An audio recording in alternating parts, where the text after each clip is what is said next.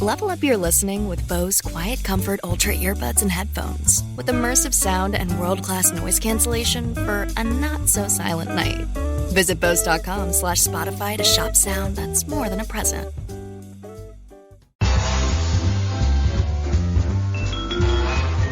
Welcome to the Instagram Stories Flash Briefing. I would be remiss if I did not start off with the fact that Johnny Depp, the actor, has joined Instagram and now has 2 million followers. I'm not a huge Johnny Depp fan. However, the Tom Petty video for Into the Great Wide Open that he stars in from the 90s is one of my favorite Johnny Depp things, followed by the first Pirates of the Caribbean.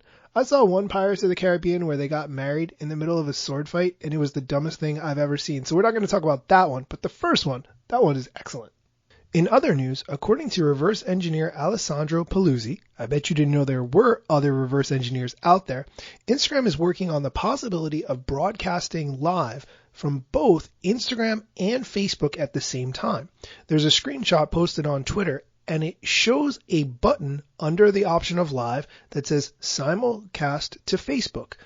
Underneath that, it says automatically broadcast your live video to your fans on both Instagram and Facebook. This is sorely needed. If you've ever tried to go live on multiple platforms at the same time, it requires multiple phones. You have to sort of set them up on top of each other so it looks like you're looking in the same direction. This is very poorly planned, so that makes a lot of sense. He also highlights that Instagram is working on an option to pin comments. This would be similar to Twitter, where you want something pinned to the top so people see it right away.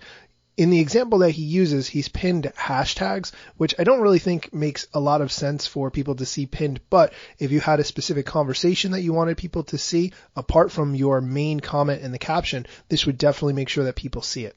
He also highlights that Instagram is working on a forward option for direct messages, which would make it a lot more versatile, similar to the way people use WhatsApp. And lastly in news, Adam Mosseri tweeted yesterday that people who have lost health insurance as a result of COVID-19 may be able to get coverage through the Affordable Care Act. Starting today on Instagram and Facebook, they're showing people reminders to visit healthcare.gov to see if they are in fact eligible. The notice says, you may qualify for health insurance if you've lost your job.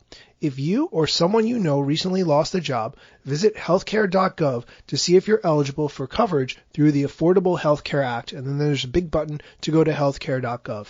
Obviously, that would only apply for people in the United States, as other countries have forms of universal health care, which I think makes a lot of sense. As always, you can discuss any of these updates, plus a lot more, in my Facebook group, facebook.com/groups/IG stories. Thanks for listening.